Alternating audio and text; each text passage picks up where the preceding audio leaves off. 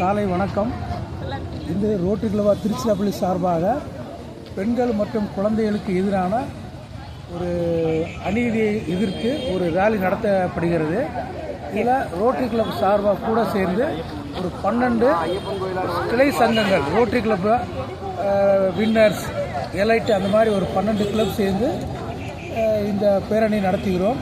பொதுவாக அதாவது வயது குறைந்த சிறுவர்களையும் சிறுமிகளையும் பெண்களுக்கு எதிராக தெரிந்தோ தெரியாமலோ அலுவலகம், பள்ளி, வீடுகளில் நடத்தப்படும் அநீதியை இழைத்து பொதுமக்கள் விழிப்புணர்வுக்காக இந்த பேரணி நடத்தப்படுகிறது.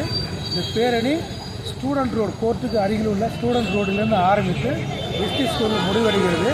பல்வேறு கல்லூரி, பள்ளிகளில் உள்ள மாணவர்கள் கலந்து கொண்டு பதாதைகளை ஏந்தி வந்துள்ளார்கள். இதில் குழந்தைகள், பெண்களுக்கு எதிரான வாசகங்கள் பொறிக்கப்பட்டுள்ளன. இது மக்களுக்கு ஒரு விழிப்புணர்வு ஏற்படுத்துவதற்காக இது நடைபெறுகிறது. இந்த பேரணி நடந்து முடிந்த பிறகு வெஸ்டி ஸ்கூல் கிரவுண்டில் அனைத்து பள்ளி மாணவர்கள், கல்லூரி மாணவர்களுக்கு விழிப்புணர்வு பிரச்சாரம் நடத்தப்படுகிறது. ஸோ இதை இந்த பேரணியை மாவட்ட 3000த்தினுடைய கவர்னர் ஜே கார்த்திக் சார் அவர்கள் தொடங்கி வைத்தார்கள். அது உடனே அதாவது ஜமால்மூடு கல்லூரி மாணவர்கள் ஒரு ஸ்ட்ரீட் ப்ளே பண்ணாங்க.